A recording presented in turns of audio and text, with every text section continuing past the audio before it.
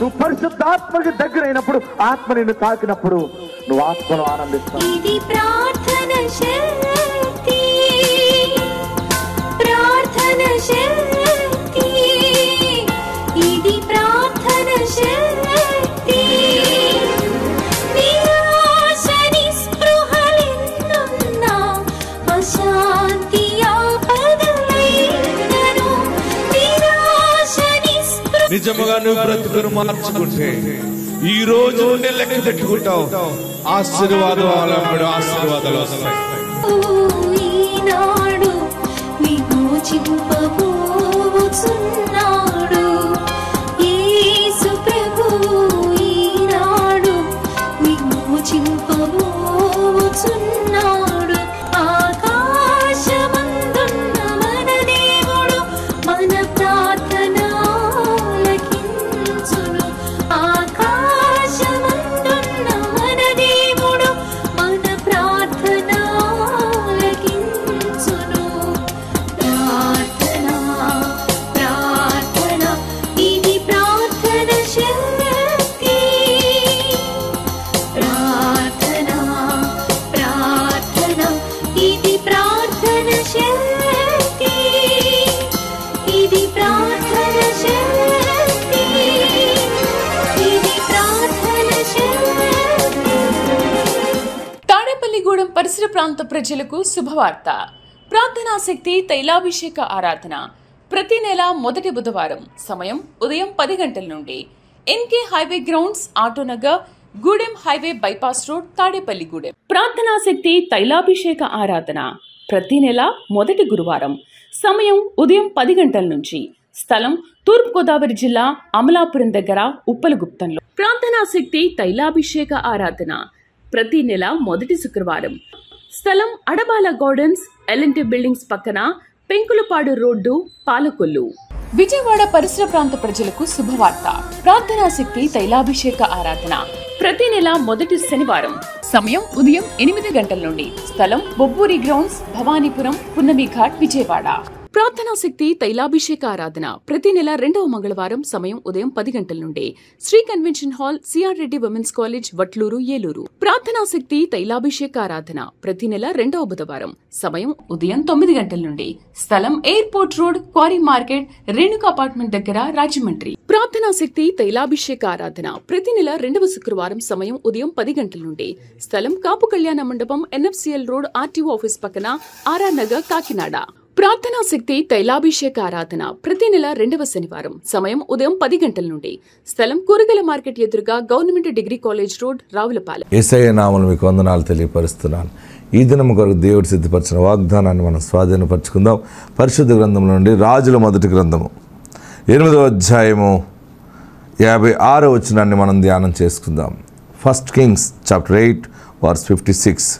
ఎట్లనగా తాను చేసిన వాగ్దానం అంతటిని బట్టి ఇశ్రాయేలీయులకు తన జనులకు నెమ్మది దయచేసిన యెహోవాకు స్తోత్రము కలిగుండును గాక. తన దాసుడైన మోషే ద్వారా ఆయన చేసిన శుభవాగ్దానములలో ఒక్క మాట ఆయనను తప్పిపోయినది కాదు. ఇందులో మీరు అండర్లైన్ చేసుకోవచ్చు. మోషే ద్వారా ఆయన చేసిన శుభవాగ్దానములలో ఒక్క మాట ఆయనను తప్పిపోయినది కాదు. అండర్లైన్ చేసుకోండి. ఒక్క మాట కూడా, దేవుడు నీకు ఇచ్చిన మాటలు ఉన్నాయి, ఆ మాటలు కూడా శుభవాగ్దానాలు, అవన్నీ కూడా ఏది నిరర్ధకము కాదు. దేవుడు నీ సమాజానికి, నీ కుటుంబానికి, నీ బిడ్డలకి మాట ఇచ్చారు. ఆ మాటను ఆయన నెరవేరుస్తూ ఉన్నారు. ఈ వాగ్దానం ఏమైపోయింది, ఆ వాగ్దానం ఏమైపోయింది, ఏది జరుగుతుంది అనుకున్నాను, అది జరుగుతుంది అనుకున్నాను, ఇంకా ఏం జరగలేదని అనుకుంటున్నావు కదా. శుభవాగ్దానంలో ఏ ఒక్కటి కూడా తప్పిపోయినది కాదు. ప్రతి మాట అక్షరాల నెరవేరుతుంది. ఎందుకంటే ఆయన జీవము కలిగిన దేవుడు, యేసు జీవము కలిగిన దేవుడు నీ పక్షంగా అద్భుతము జరిగిస్తూ ఉన్నాడు. కృప మీకు తోడైండును గాక. ఆమేన్.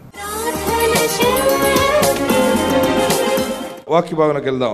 పరిశుద్ధాత్మ దేవుడు అనుగ్రహిస్తున్న గొప్ప మాట ఈ దినాన్ని మనం ధ్యానం చేసుకుందాం. మార్కు సువార్త 12వ అధ్యాయము 10-11 వచనాలు ధ్యానం చేసుకుందాం. పరిశుద్ధ గ్రంథం తెరవండి. మత్తయి తర్వాత ఉంటుంది మార్కు. కొత్త నిబంధనలో 2వ పుస్తకము మార్కు సువార్త మార్కు సువార్త 12వ అధ్యాయము 10-11 వచనాలు. ఇల్లు కట్టువారు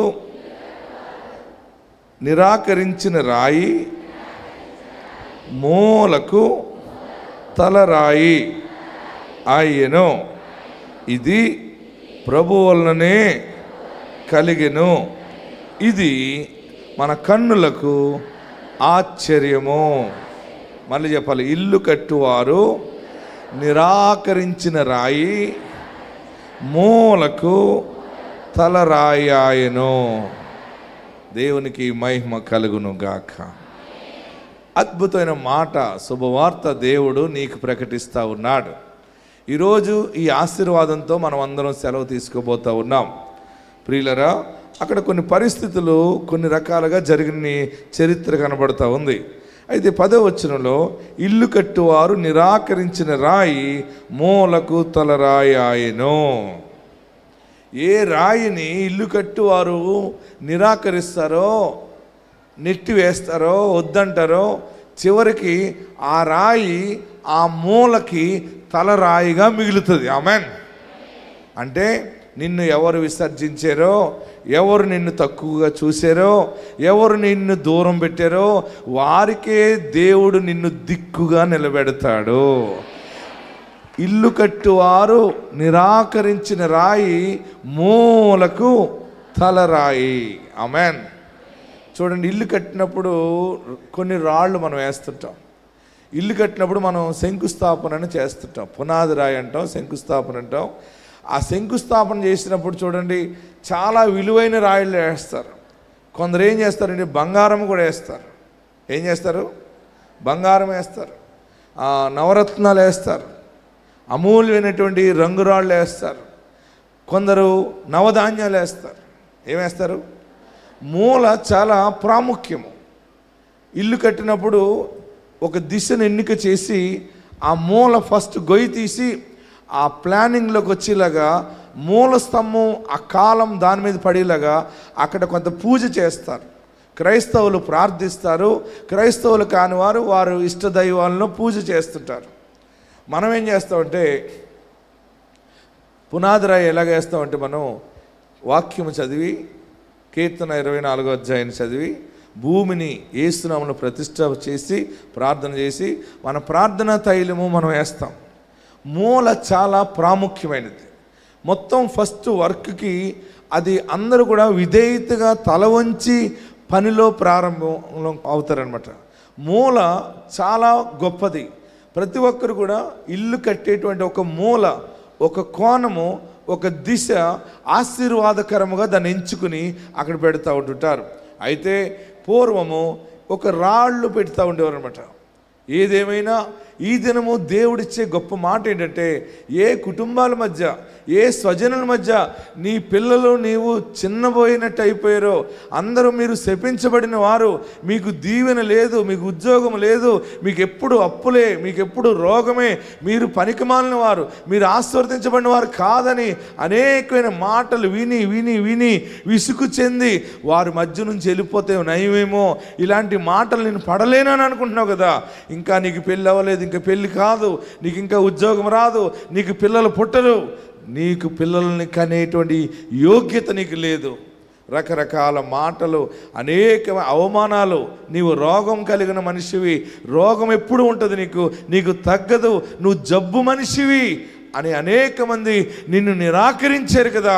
వారందరి మధ్య నీవు సంతానము కలిగిన మనిషిగా, ఆరోగ్యము కలిగిన మనిషిగా, ఆస్తి కలిగిన మనిషిగా, ఐశ్వర్యము కలిగిన మనిషిగా, ఆరోగ్య దీవెనలు అష్టైశ్వర్యాలు కలిగిన మనిషిగా 7 అంతస్తులు పైన నిలబడి ఎలుగెత్తి యేసు నామములో సాక్షి స్తంభముగా దేవుడు నిన్ను నిలబెడతా ఉన్నాడు. ఇల్లు కట్టువారు నిరాకరించిన రాయి మూలకు తలరాయి. ఆమెన్. నీ గ్రామానికి నీవు మెయిన్ అవుతావు.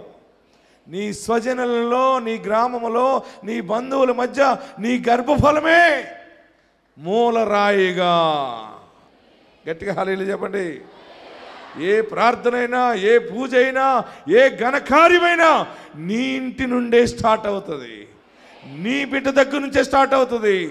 ఏ ధర్మకార్యమైనా సరే నీ బిడ్డల నుండే వెళ్తాయి అనమాట అన్నీ కూడా. ఏంటి ఇలా ఎందుకు జరుగుతుంది? చదువు రాదు, ఆ మనుషుడికి చదువు లేదు, జ్ఞానం లేదు, వాడికి ఏమొచ్చు, వాడేం పని చేస్తాడంటారు. కానీ దేవుడు అందరూ కూడా నిరాకరించిన వారిని దేవుడు ఎన్నుకుంటాడు. అందరూ ఈ మాట చెప్పండి. దరి చేర్చే నాదుడు, గట్టిగా చెప్పాలి, దరి చేర్చే నాదుడు నా చెంత ఉండగా ఎందుకు నా హృదయాన్న ఈ తొందర. దానికి రాగం పెట్టి పాడదామా? దరి చేర్చే నాదుడు నా చెంత ఉండగా, పాడండి. ఎందుకు నా హృదయాన ఈ తొందర. హల్లెలూయా. నీ చెంత ఆయన ఉన్నాడు. ఆమేనండి. మీ చెంత ఆయన ఉన్నాడు కనుకనే నువ్వు బ్రతుకుతున్నావు, దాటుకుని వస్తున్నావు ప్రతి గండాన్ని. ఆయన ఉన్నాడు, ఆయన నీతోనే ఉన్నాడు. లేకపోతే నిన్ను అని ఊదిద్దరు మీ వాళ్ళందరూ. ఎవరు నిన్ను ఊదలేరు. ఎవరు ఊదినా నీ మీద నుంచి కొండ మీద ఊదినట్టే. ఎవరైనా నిన్ను లేపేయాలి, గెంటేయాలి, వెళ్ళిపోవాలి, నాశనం అయిపోవాలంటే చూడండి, మన పట్టణంలో కొండలు ఉంటాయి కదా, దాని దగ్గర ఉప్పు అంటే వెళ్తుందా? ఎవడు నిన్ను ఊదలేడు, ఎవడు నీ బిడ్డని కదపలేడు, ఎవడు నీ ఆస్తిని ముట్టలేడు, ఏ దుష్టుడు నీ ఆరోగ్యాన్ని కదపలేడు. దరి చేర్చేవాడు ఒకడు నీ చెంత ఉన్నాడు. ఆమేన్. ఆ పరిశుద్ధాత్మ దేవుడిచ్చే గొప్ప మాట ఏంటంటే, ఇల్లు కట్టువారు నిరాకరించిన రాయి మూలకు తలరాయి ఆయను. ఏ పేరంటానికి పిలవట్లేదని ఏడుస్తున్నావా? ఏ శుభకార్యానికి నన్ను పిలవట్లేదు, ఎందుకంటే మా దగ్గర ఏమీ లేదు కనుక, మాకు ఏ ఆశీర్వాదం లేదు కనుక. పేరెంటాలకు ఎవరిని పిలుస్తారు తెలుసా? ఇక్కడ పేరెంటాలు అంటారు కదా, పెళ్లి కొడుకుని చేసినప్పుడు నలుగురు పిలుస్తారు. అందంగా ఉన్న వాళ్ళని, పొట్టి చీర ఉన్న వాళ్ళని, వడ్డానం ఉన్న వాళ్ళని, ఇంకా ఇన్ని గాజులు ఉన్న వాళ్ళని, తెల్లగా ఉన్న వాళ్ళని పిలుస్తారు. బాగున్న వాళ్ళని. బాగా లేని వాళ్ళని పిలవరు, ఎందుకంటే వాళ్ళకి ఫోటోలు సరిగ్గా పడరని. ఈ దరిద్రులను పిలిచి దరిద్రం తెచ్చుకునే కంటే ధనవంతులను పిలిచి ధనం తెచ్చుకోవాలనుకుంటారు. ఈ దిక్కులేని వాళ్ళకి మనకి బలమైన వాడు ఉన్నాడని వాళ్ళకి తెలియదు. వాళ్ళకి. ఆమేన్. హల్లెలూయా. గట్టిగా హల్లెలూయా చెప్పండి. హల్లెలూయా చెప్పండి. నీ స్వజనులలో నీకు మించి ఆశీర్వదించబడిన వ్యక్తి లేరు అని అంతగా దేవుడు మిమ్మల్ని నిలబెడుతున్నాడు. మీ గ్రామములో, మీ పట్టణములో, మీ యొక్క పల్లెలో, మీ గూడెములో నిన్ను దేవుడు నీ కుటుంబాన్ని తలగా ఉంచబోతా ఉన్నాడు. అందరూ ఆశ్చర్యపోతారు, ఏంటి ఈ ఇల్లు సడన్గా ఆశీర్వదించబడుతుంది, వీరేంటి అన్ని ఇళ్ళకే కలిసి వస్తున్నాయి, ఏది పని చేస్తున్నా, ఏ వ్యాపారం చేసినా ఫలిస్తున్నారు, ఏ ఉద్యోగం చేసినా వారి జీతము, వారి డబ్బులు వారి దగ్గరే ఉంటున్నాయి, అన్నీ కొనుక్కుంటున్నారు, ఏంటి అని ప్రజలు ఆశ్చర్యపోతారు. ఎందుకంటే ఏ నోరు నిన్ను శపించిందో, ఏ కన్ను నిన్ను తక్కువగా చూసిందో, ఆ కన్నే, ఆ నోటికి ముందే దేవుడు నిన్ను తలగా చేయబోతా ఉన్నా. నిన్ను విసర్జించిన వారందరికీ నీవు సహాయము చేసే స్థితిలో దేవుడు పెట్టబోతా ఉన్నాడు. ఎవరైతే నీవు లేమిదానివని, బీదరాలు అని, బీదవాడు అని, ఉద్యోగం లేనివాడు అని, నీవు అనారోగ్యమైన వ్యక్తివని, నువ్వు శపించబడిన వ్యక్తివని, నువ్వు ఎవరికి ఉపయోగం పడే వ్యక్తి కాదని, నీ కుటుంబం, నీ పిల్లలు చెడ్డవారని లేని మాటలు పెట్టి నిన్ను అవమానం చేశారు, వారి ఎదుట దేవుడు నిన్ను మూలకు తలరాయిగా చేయబోతా ఉన్నా. నమ్మిన వారందరూ, ఈ వాక్యము నాకేనా నమ్మిన వారందరూ గట్టిగా చప్పట్లు కొట్టి ప్రభువుని స్తుతించండి. ఇల్లు కట్టువారు. ఇల్లు కట్టడం అంటే ఇంకా ఆత్మ సంబంధంగా చూస్తే ఎవరైనా పెళ్ళి అనేది ఒక ఇల్లు లాంటిది అనమాట. ఇద్దరిని భార్య భర్తలను కలిపేది ఒక ఇల్లు, ఒక కుటుంబం. ఏ పెళ్ళికైనా, ఏ శుభకార్యానికైనా, ఏ వ్యవస్థ నిర్మించడానికైనా, దేనికైనా నీవే మూలకు తలరాయిగా, చీఫ్ గెస్ట్గా ఉంటావు. మనం ఎన్న శ్రమలు, మీ పిల్లలు మీరు పడుతున్న అవమానము గుర్తుపెట్టుకోండి, రాసుకోండి డేటుతో సహా. దేవుడు బలముగా మిమ్మల్ని హెచ్చించబోతా ఉన్నాడు. మీరు నమ్ముతారో నమ్మరో, నేను మాత్రం మీ ఇంటికి వస్తాను తొందరలో. రానా? రమ్మని ఒక్కరు కూడా పిలవట్లేదు. రండి రండి అని వెళ్ళిపోతారు అంత తైలం వైపుకి. ఎంత అందంగా ఉందో మీ పిలుపు. మీరందరూ బాగుపడిపోతారు, మీరందరూ ఆశీర్వదించబడతారు, మీరందరూ అనేక మందికి భోజనాలు పెడతారు, మీరు అనేక మందికి ధర్మాలు చేస్తారు, ఆరోగ్యం కలిగి సాక్ష్యం ఇస్తారు. నీ ఇల్లు రక్షించబడుతుంది. ఇల్లు కట్టువారు నిరాకరించిన రాయి, మూలకు తలరాయి. ఇది ఎందుకు జరుగుతుందో కింద రాశాడు చూడండి. ఇది ప్రభు వలననే కలుగును. రెండు ఏమంటున్నాడు? ఆస్తి లేనివాడు ఆస్తికర్త అవటం, ఉద్యోగం లేనివాడు ఉద్యోగం కలిగి ఉండటం, ప్రభుత్వ ఉద్యోగిగా ఉంటావు, కంపెనీకి అధిపతిగా ఉంటావు, భూస్వామిగా ఉంటావు. ఇది ఎలా జరుగుతుంది? ఇది ప్రభు వలననే కలుగును. ఎంతో జబ్బు, కిడ్నీ పోయింది, లివర్ పోయింది, నాకు షుగర్ ఉంది, ఆ వ్యాధి ఉంది, ఈ వ్యాధి ఉందని అనుకుంటామేమో, అన్ని చుట్టకు పెట్టిపోతాయి ఒకేసారి. నీవు ఒక అద్భుతమైన ఆరోగ్యవంతుడిగా ఉంటావు, ఆరోగ్యవంతురాలుగా ఉంటావు. ఇది ఎలా జరుగుతుందంటే ఇది ప్రభు వలన జరుగును. ఆమె ఎంత బలమైన మాట! అండర్లైన్ చేసుకోండి, పెన్నుతో కింద అండర్లైన్ చేసుకోండి. ఇది ప్రభు వలననే కలిగెను, ఇది మన కన్నులకు ఆశ్చర్యము. ఆమెన్. మన కన్నులకు ఆశ్చర్యం. నీ కొడుకు ఎలా బాగుపడతాడో, నీ కొడుకు ఎలా కలెక్టర్గా ఉంటాడో నీకే ఆశ్చర్యం. ఎలా చదువుకున్నాడు అసలు వీడు ఎలా కలెక్టర్ అయిపోయాడు, వీడు ఎలా ఎమ్మెల్యే అయిపోయాడు, వీడు ఎలా ముఖ్యమంత్రి అయిపోయాడు, నా కుమార్తె ఇంత స్థాయికి ఎలాగ ఎదిగిపోయిందని నీ కన్నులకే ఆశ్చర్యము. ఈ మాటలు రానున్న దినాల్లో జరగబోతూ ఉన్నాయి, రానున్న దినాలు జరగబోతూ ఉన్నాయి, రానున్న దినాలు జరగబోతూ ఉన్నాయి. మరి మన కన్నులకు ఆశ్చర్యమే. నీ గ్రామము, నీ మండల ప్రెసిడెంట్గా, మండల డెవలప్మెంట్ ఆఫీసర్గా నీ బిడ్డ, మండల రెవెన్యూ ఆఫీసర్గా నీ బిడ్డ, సబ్ ఇన్స్పెక్టర్గా, సర్కిల్ ఇన్స్పెక్టర్గా,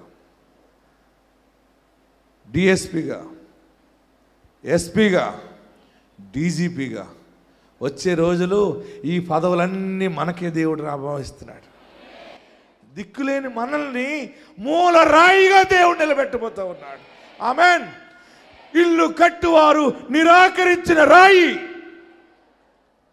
నువ్వేం చేస్తావులే అన్న మాటలు పడ్డావు కదా, నీవే చేయాలి. పలానా వారు బిడ్డ ఈ ఆఫీసరా, అమ్మా ఈ బిడ్డ చెప్పి ఈ పని చేయించమ్మా, ఆ పని చేయించమని అనేక మంది ప్రజలు తల్లిగా ఉన్న నీ దగ్గరికి రికమెండేషన్ కొరకు వస్తారు. నీ చిన్న జీవితం నా బోడి జీవితం అని అనుకుంటున్నావు, కానీ ఆయన నిన్ను ఎన్నుకున్నాడు, ఆయన మిమ్మల్ని ఏర్పరచుకున్నాడు. ఈ దినము ఒక శుభవార్త నీ కుటుంబానికి దేవుడు ప్రకటిస్తూ ఉన్నాడు.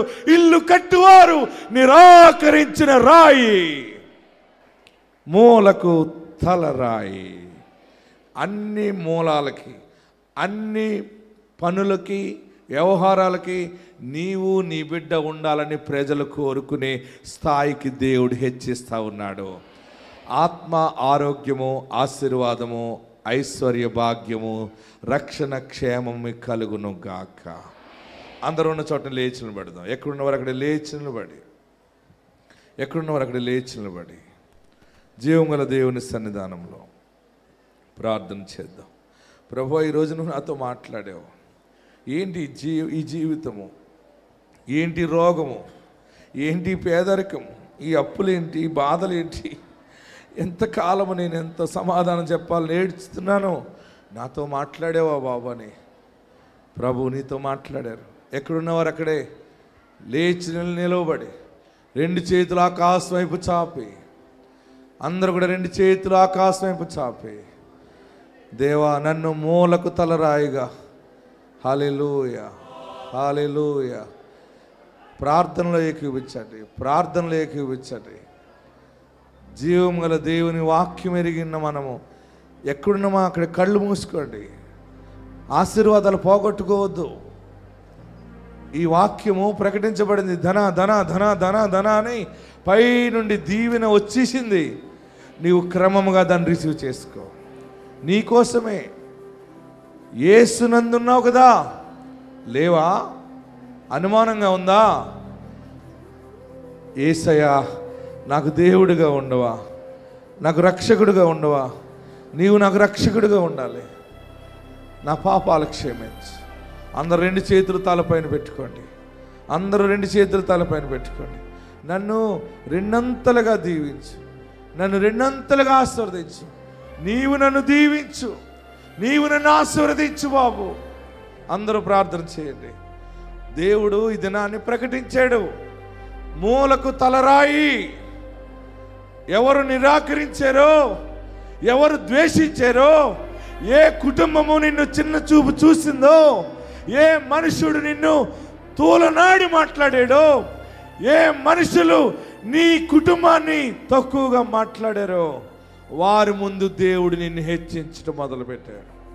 వారి ముందు నిన్ను జ్ఞానిగా, ఐశ్వర్యవంతుడిగా, ఆలోచనకర్తగా, సలహాదారుడిగా, సహాయకుడిగా దేవుడు మూలరాయిగా చేస్తా ఉన్నాడు. నీవే మూలమవుతావు. నీ ద్వారానే పనులు ప్రారంభిస్తారు.